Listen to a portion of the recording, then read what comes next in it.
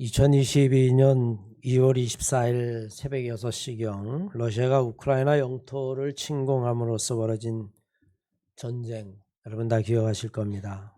아직도 멈출 기미가 보이지 않죠. 군사 전문가들은 수주면 끝날 것이라고 예상했다고 하지만 전쟁은 해를 넘기고 올해를 또 여전히 지나갈 것 같습니다. 이미 수많은 사람들이, 수많은 민간인들이 상상할 수도 없는 피해를 입었습니다. 전쟁 피난민이 이미 수백만을 넘었죠. 모든 사람들이 그 전쟁은 속히 마무리되기를 소망하고 또 그럴 것 같이 희망도 보았지만 오히려 다른 곳에서 또 다른 전쟁이 시작되었습니다. 지난 10월 7일 하마스가 이스라엘 상대로 대규모 침공을 감행함으로써 하마스와 이스라엘 간의 전쟁이 시작되었습니다. 연이은 전쟁들, 군사 전문가들이나 정치학자들은 이번 팔레스타인 그리고 이스라엘 간의 전쟁, 그것은 우크라이나 사태의 연장선상에 있다라고 봅니다. 오랜 시간 동안 누적되어 왔었던 그런 갈등, 그런 분열들이 이제 수면 위로 떠오르고 있다. 그렇게 말합니다. 혹자들은 이제 인류가 전쟁의 시대에 접어드는 것이 아닌가 그렇게 염려하기도 합니다. 하지만 생각해보면 인류에게 이 전쟁의 역사, 기원은 그렇게 새로운 것은 아닙니다. 단 한 번도 이 지구상에서 전쟁이나 폭력이 멈춰본 적이 없기 때문입니다. 성경에 등장하는 최초의 살인이라고 이야기하는 가인과 아벨의 비극, 인류가 가지고 있는 전쟁과 폭력의 비극, 그것의 단면을 우리들에게 보여주죠. 인류의 조상이라고 하는 아담과 하와, 그들이 낳은 형제임에도 불구하고 그들은 시기와 질투로 살인을 저지르게 됩니다. 이 사건은 인류에게 살인을 동반하는 폭력과 갈등의 뿌리가 무엇인지를 단적으로 보여줍니다. 우리 민족을 대표하는 역사학자 중에 한 사람인 신채호는 조선상고사라고 하는 아주 걸출한 책을 썼습니다. 그는 이 조선상고사 책 첫머리에 역사를 이렇게 정의합니다. 역사는 아와 비아의 투쟁이다. 저 예전에 신학생 때 읽으면서 정말 역사를 어쩜 이렇게 잘 정리했을까? 이에치카 아니면 토인비, 서양의 수많은 학자들도 있지만 신채호의 역사인식은 정말로 깊은 통찰력을 우리들에게 보여줍니다. 쉽게 얘기하면 역사는 나와 내가 아닌 것의 투쟁의 기록이라는 이야기죠. 가인의 입장에서 볼 때 아벨은 누굴까요? 내가 아니에요. 타인입니다. 투쟁의 대상일 뿐이죠. 러시아 입장에서 바라볼 때 우크라이나는 점령의 대상일 뿐입니다. 내가 아니기 때문입니다. 하마스와 이스라엘이 바라볼 때 서로는 서로에게 이 지도에서 지워버려야 될 대상이고 존재지 결코 내가 아니기 때문에 그렇습니다.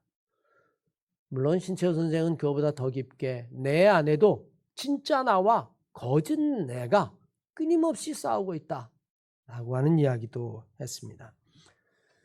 전쟁이 무서운 이유가 있다면 전쟁은 시작되면 그 누구도 냉정하고 합리적으로 생각하지 않는다는 이야기입니다. 오직 아군이냐 적군이냐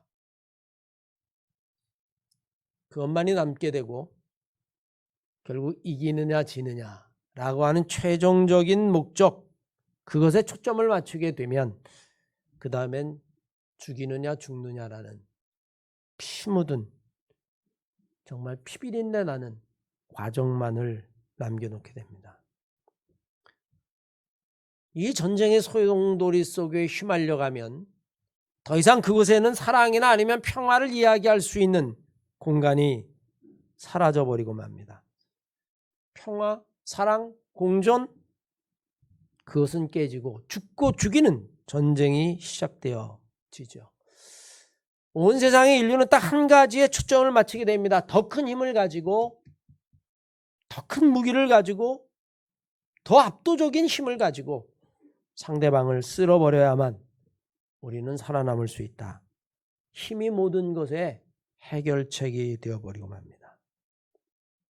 그거 봐, 우리가 힘이 없어서 이런 꼴을 당하는 거야. 그러니까 힘을 길러.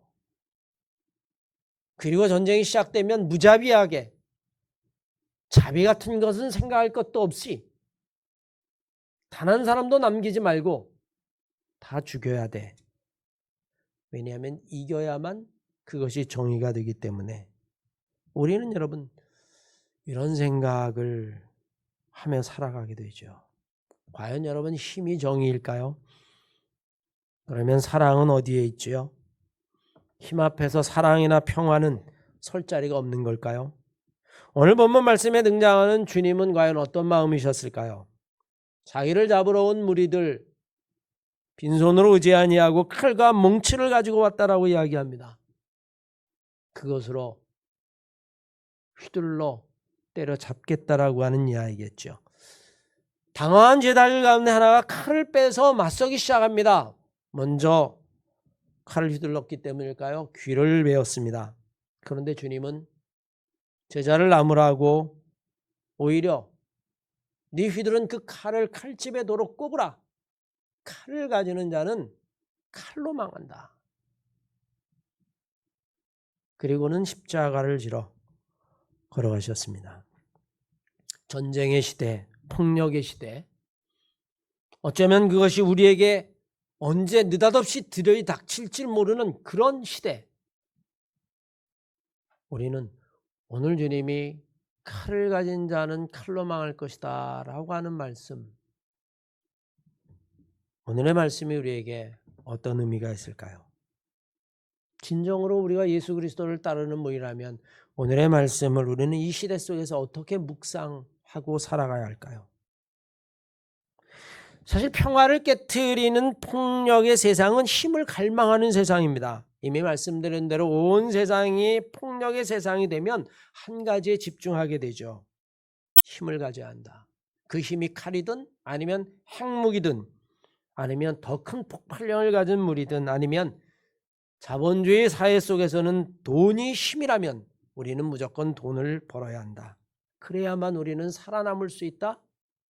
그것이 첫 번째 가치가 된다.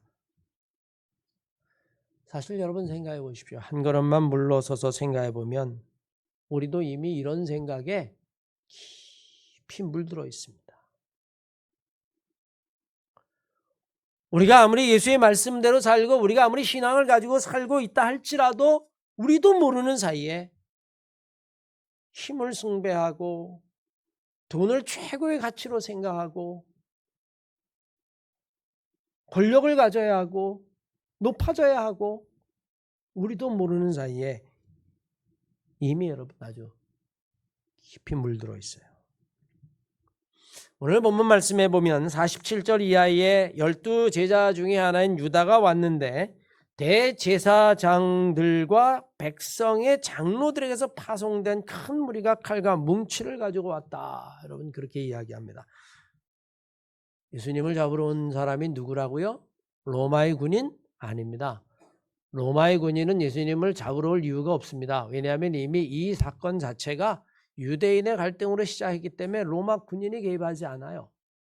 누가 잡으러 온 겁니까? 제사장들과 대제사장들과 백성의 장로들이 자기의 수하를 부려서 예수님을 잡아오는데 칼과 뭉치를 가지고 잡아오라고 이야기하는 겁니다.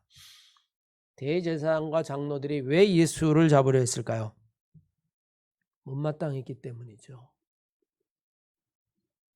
성전에 들어와서 성전을 난장판을 만드셨습니다. 돈 바꾸는 자들, 비둘기 파는 자들 내어 쫓고 너희들이 내 아버지의 집, 기도하는 집을 강도의 굴려를 만드는구나 라고 이야기하며 대제사장들과 장로들의 권위에 정면으로 도전했어요. 이미 그때부터 대제사장과 장로들은 어떻게 하면 예수를 죽일까? 여러분 그렇게 마음을 먹고 있었다. 성경은 그렇게 이야기합니다. 그래서 칼과 몽치를 가진 자를 보낸 거예요. 사실 생각해 보면 여러분 대제사장들과 그리고 장로들이 기도하지 않았을까요? 그들은 일주일에 몇 번이라도 예배를 드리고 그리고 제사를 드렸을 겁니다. 회당에 모여 하나님의 말씀을 묵상하고 강론하고 그렇게 묵상했었음에도 불구하고 오늘 칼과 몽치를 든 자를 보냈다라고 하는 이야기는 이미 그들의 마음속에 예수 그리스도에 대한 미움과 증오를 품고 기도했다라고 하는 사실을 우리는 알 수 있어요. 여러분, 또 다른 전쟁을 시작한 하마스 그리고 이스라엘은 나름대로 종교를 가진 사람들입니다. 하마스는 알라를 믿고요. 그리고 유대교인 이스라엘은 구약의 하나님을 믿죠. 그들은 지금도 몇 번씩 예배를 드리고 몇 번씩 회당에 모여서 성경의 말씀을 낭독합니다. 그리고 아마 기도를 할 겁니다. 그런데 여러분, 그 기도를 할 때 마음이 어떤 마음일까요? 이미 여러분 칼을 품고 하는 기도예요. 아시겠습니까? 칼을 품고 하는 기도. 회당에 모여 이야기할 때 저 하마스 팔레스타인을 하나도 남김없이 싹 쓸어버려야 됩니다. 그런 마음을 가지고 기도를 할 것이고, 알라에게 하는 하마스나 팔레스타인의 기도도 그들은 기도하면서 저 이스라엘을 지도상에서 완전히 지워버려야만 합니다. 그런 분노와 증오를 품고 기도하게 될 겁니다. 칼을 품은 기도, 분노와 증오를 품은 기도. 누가 여러분 이런 폭력의 세상, 칼의 세상을 만드는 것일까요? 우리는 그런 폭력과 칼의 세상에 휘말리면 그곳에서 인간성을 상실하는 끔찍한 악마의 모습, 사탄의 모습을 발견하게 됩니다. 여러분 한번 생각해 보십시오. 어떤 사람이 그래 즐겁게 파티하는 그 파티장에 가서 막 총을 쏘고 칼을 휘두르고 목을 벨 수 있겠어요? 그게 사람이 할 짓입니까? 이미 여러분 그 마음속에 인간성은 상실했다고 봐야 되죠. 오직 악밖에 남지 않았다라고 생각해야 될 겁니다. 그리고 그 악은 한두 시간에 만들어진 것이 아니라 오랜 시간 동안에 그런 악에 받쳐 있다라고 이야기도 과언이 아니에요. 물론 여러분 역설적으로 이야기하면 그런 악을 만들어낸, 그런 악에 바치게 만들어낸 시오니스트들의 또 다른 잘못도 있겠죠. 왜? 그들도 역시 마찬가지였을 겁니다. 가자지구에 가해진 그 폭력과 압제는 우리가 상상하는 것 이상이기 때문에 그렇습니다. 결국 이런 극단적인 충돌은 우리 안에 있는 하나님의 형상, 인간성은 상실하게 만들고 오직 딱 하나만 남게 합니다. 악, 악마. 죽여도 그냥 죽여는 안 돼. 잔인하게 죽여야 돼. 피해 복수. 우린 여러분 그런 세상을 살아가죠. 이런 세상을 좋아하는 게 누굴까요? 바로 사탄과 마귀겠죠. 악마가 만드는 세상입니다. 하나님의 사랑이나 하나님의 은총은 자리 잡을 수 없도록 피해 보복을 악순환으로 연결시킵니다. 사실 오늘 본 말씀에 의하면 그 악마는 힘을 숭배하는 것을 알게 되어집니다. 예수 그리스도를 잡으러 왔는데 칼과 몽치를 가지고 왔어요. 사실 사람이 가지고 있는 것, 그 욕망 가운데 하나가 여러분 이 권력에 대한 의지, 힘에 대한 의지입니다. 아이들도 보십시오. 어려서부터 우리는 이 권력과 힘에 대한 의지를 아이들에게 가르칩니다.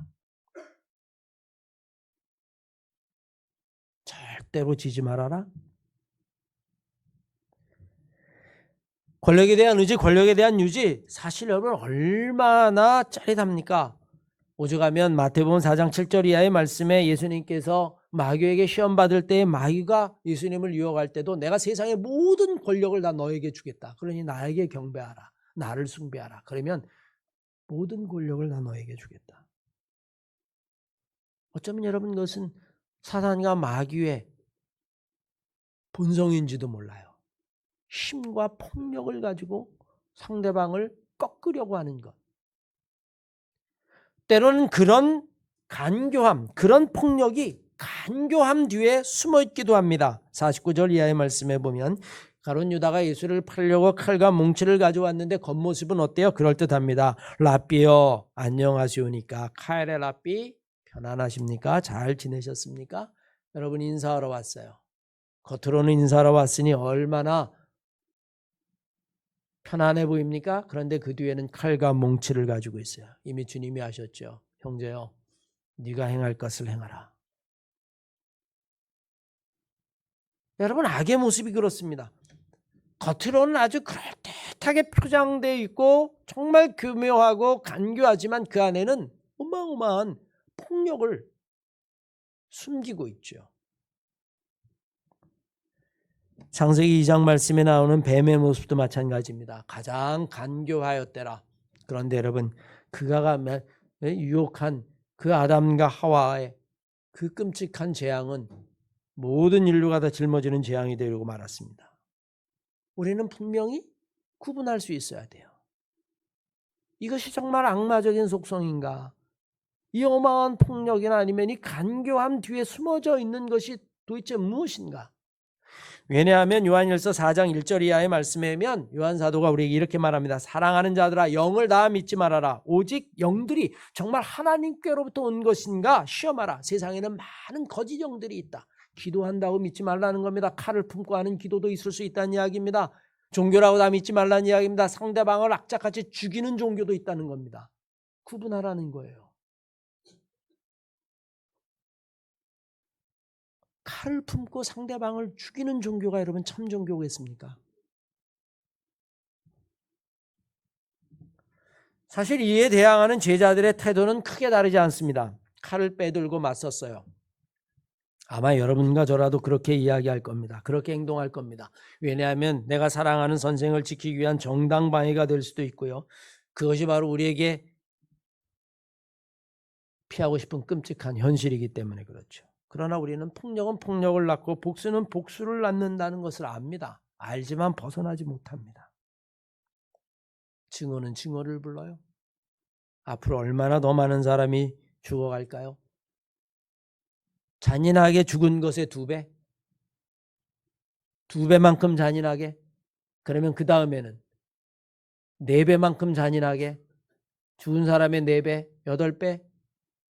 증오, 복수, 살인의 소용돌이는 점점 커져갑니다. 모든 사람들을 다 집어삼키죠. 그 순간에 오늘 본 말씀에 주님이 딱 한 말씀 하십니다. 제자들을 만류하시면서 내 칼을 내 칼집에 도로 꼽아라. 칼을 가진 자는 칼로 망할 것이다. 오늘 이 주님의 말씀을 우리는 이 시대에 어떻게 이해하고 어떻게 실천해야 할까요? 나를 잡으러 온 사람에게 내 목숨을 내놓으라고 하는 이야기일까요? 사실 이 말씀이 현실적으로 우리들에게 그렇게 다가오지 않습니다. 그냥 주님이 하신 말씀이구나, 성경의 한 귀절이구나 생각하죠. 주의 말씀 가운데 우리가 살면서 실천하기 어려운 말씀들도 굉장히 많습니다. 마태복음 5장 38절 이하의 말씀이면 눈에는 눈, 이에는 이로 갚으라 했다는 것은 너희가 들었으나 모세의 율법이고요. 오래된 고대시대의 함무라비 법전에도 이렇게 되어 있고요.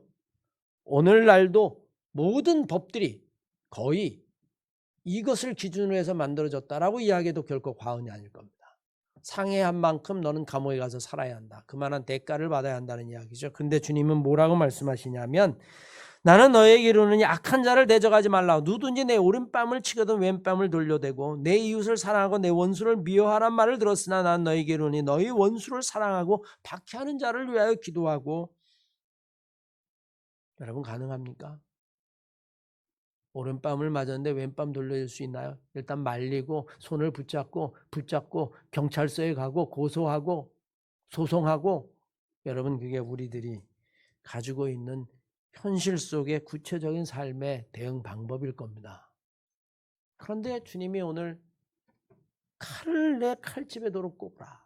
여러분 무슨 의미로 우리는 이해해야 할까요? 우리는 먼저 칼의 속성, 그 칼이 가지고 있는 폭력적인 속성을 버려야 한다라고 하는 사실을 알아야만 합니다. 주님은 아셨습니다. 제자가 칼을 뽑았을 때에, 아니 이들이 칼과 뭉치를 가지고 왔었을 때에 그 칼 안에 담겨져 있는 그 폭력의 속성, 너희들은 거기에 문들면 안 된다. 칼을 다시 집어넣어라. 칼을 휘두르는 순간 너는 그 칼의 폭력의 그 속성에 너도 물들고 말 것이다. 여러분 우리는 살면서 칼을 휘둘리는 거의 없죠. 저도 칼 휘둘러 본 적 단 한 번도 없습니다. 여러분 있으십니까?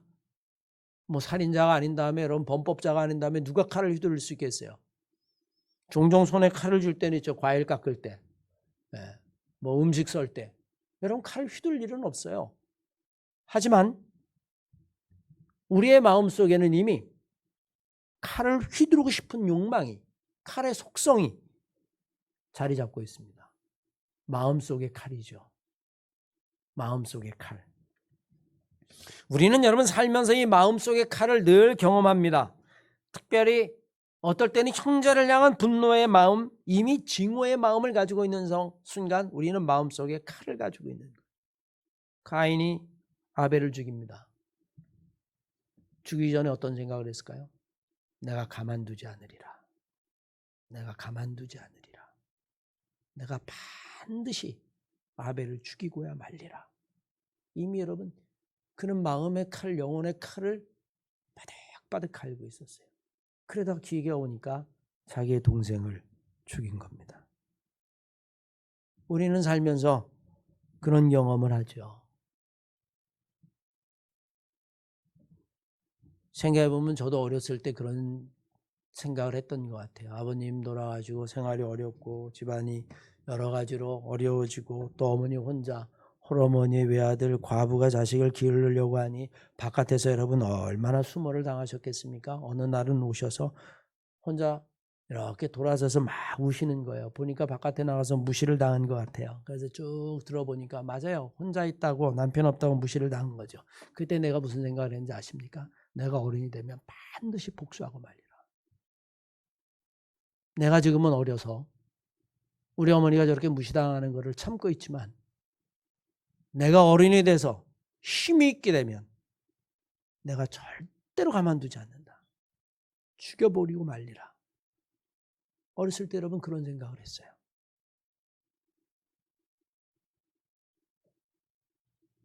남편이 없다고 무시해?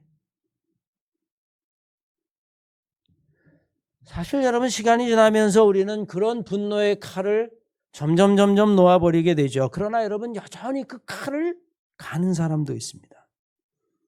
이번 전쟁의 보도에 보면 하마스는 2년 동안 준비했다라고 이야기합니다. 2년 동안 뭘 했을까요? 칼을 간 겁니다. 지금은 내가 가만히 있지만 두고 봐라. 2년의 칼을 간 거죠.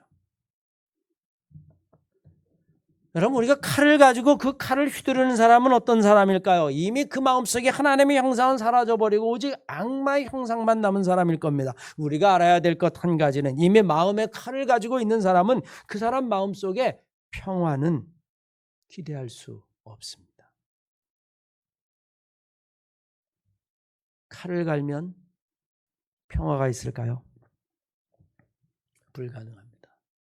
왜냐하면 이미 그 칼이 자기의 영혼을 마구 베고 있기 때문에요. 지금은 내가 힘없어서 참지만 내가 어른이 되면 반드시 복수하리라. 여러분 그 어린아이 마음에 즐거움과 평화가 있겠습니까? 슬픔과 분노만 차이 오르겠죠? 여러분도 살면서 원수를 만나고 아니면 여러분 마음속에 칼을 가는 사람이 있다면 여러분 어떨까요? 아마 여러분 기회가 되면 그 칼을 휘두르고 싶을 겁니다. 그런데 그 칼을 휘두르면 속이 시원할까요? 여러분 그렇지 않습니다. 절대로 그렇지 않아요. 왜냐하면 그곳에는 서로 그렇게 해서 내가 원한을 갚은 것 같아도 그 안에는 여전히 사랑이 없기 때문입니다. 여전히 평화가 없기 때문입니다. 모든 사람들이 다 칼을 휘두르며 사는 세상은 정말 지옥입니다. 그리고 그것은 사단이 원하는 세상이고 마귀가 원하는 세상일 뿐입니다. 여러분 칼을 휘두른 사람의 최후를 보십시오. 역사가 보여주고 있어요. 역사 속에 나타난 폭군들, 독재자들 여러분 그 최후는요. 거의 비참하게 죽거나 그 시신도 찾기 어려울 정도의 비참함이에요. 왜? 평화가 없기 때문이죠. 사랑이 없기 때문이죠. 분노의 칼이 알고 보면 여러분 자기의 인생을 망치는 겁니다. 오늘 주님이 우리에게 제자에게 말씀하신 것처럼 내 칼을 도로 내 칼집에 꼽아라 라고 하는 이야기. 우리는 오늘날 21세기를 살아가면서 정신병자가 아닌 다음에 칼을 마구 휘둘릴 사람은 하나도 없습니다. 그러나 우리는 이미 마음속에 칼을 벼르는 사람들은 수없이 많습니다. 그 칼을 도로 칼집에 꼽아야만 합니다. 그렇지 않으면 그 칼이 내 영혼을 마구 베어가기 때문입니다. 행복이 없습니다. 평안이 없습니다. 기쁨이 없습니다. 내 칼에 내가 다치는 거죠. 우리는 인생의 대답을 예수 그리스도에게서 찾아야만 합니다. 오늘 본문 말씀은 그것을 가르쳐 주죠. 오늘 시작이 이렇게 됩니다. 예수님께서 3번이나 같은 기도를 하고 우리에게 오셨다. 어떤 기도였을까요? 지금 내가 십자가를 져야 하는데 하나님, 내가 이 십자가를 이길 수 있는 힘을 주십시오. 더 큰 힘을 주십시오. 제사장과 서기관들 뿐만 아니라 장로들이 칼과 뭉치를 가지고 나를 잡으러 올 텐데 나에게 그거보다 더 큰 칼 그걸 주십시오. 그런 여러분 칼을 벼르는 기도가 아니었습니다. 하나님, 내 뜻대로 마옵시고 아버지 뜻대로 되길 원합니다. 그러면 여러분 결과는 무엇일까요? 결과는 로마서 12장이 우리에게 이야기합니다. 성경은 이렇게 이야기해요. 아무에게도 악으로 악을 갚지 말고 모든 사람에게 선을 도모하라. 할 수 있거든 모든 사람과 더불어 화목하라. 내 사랑하는 자들아, 너희가 친히 원수를 갚지 말고 하나님의 진노에 맡겨라. 성경은 기록하기를 원수 갚는 것은 내게 있으니 내가 갚으리라. 그렇게 말씀하셨다. 너희는 악에게 지지 말고 선으로 악을 이기라. 여러분, 악에게 지는 건요, 내가 죽어서 지는 게 아닙니다. 내가 악에 물드는 게 크게 지는 겁니다. 내가 칼을 갈고 있는 것이 이미 악에게 지는 거예요. 오늘 여러분 주님은 말씀하십니다. 내 칼을 칼집에 도록 꼽으라. 원수 갚는 것은 나에게 맡겨라. 원수는 나에게 맡겨라. 때론 여러분 내가 갚는 것보다 하나님이 원수를 갚을 때에 하나님의 진노는 훨씬 크고 훨씬 치밀하죠. 그럴 때 우리는 악에게 지지 아니하고 선으로 악을 이기면서도 우리는 악을 징계할 수 있다는 거예요. 원수 갚는 것은 나에게 있는 것이 아니라 하나님에게 있다. 하나님, 내 원수를 갚아 주시옵소서. 모두가 칼을 휘두르는 세상은 결국은 모두가 죽는 세상입니다. 악마화된 세상이에요. 남는 것이 폭력, 살인, 악마, 증오, 어디에도 사랑과 희망은 없을 겁니다. 무엇이 남을 수 있겠어요? 맨하탄 프로젝트라고 하는 핵폭탄 개발에 서명함으로써 핵폭탄 개발의 문을 연 과학자가 누군지 다 아시죠? 오펜하이머라고 하는 영화에서도 등장하는데 아인슈타인이라는 인물입니다. 그가 미국 대통령에게 편지를 쓰죠. 전쟁이 심화가는데 이 전쟁을 종말을 끝내려고 그러면 우리에겐 무기가 필요하다. 이 나치가 먼저 개발하면 위험하니 서둘러 달라. 그래서 여러분 만든 게 핵폭탄입니다. 알려진 바에 의하면 그때 인류는 3개의 폭탄을 가지고 있었다고 그래요. 그중에 2개를 히로시마와 나가사키에 떨어뜨린 거죠. 지금은 여러분 수만 발을 가지고 있죠. 그래서 그 아인슈타인이 이렇게 이야기를 했습니다.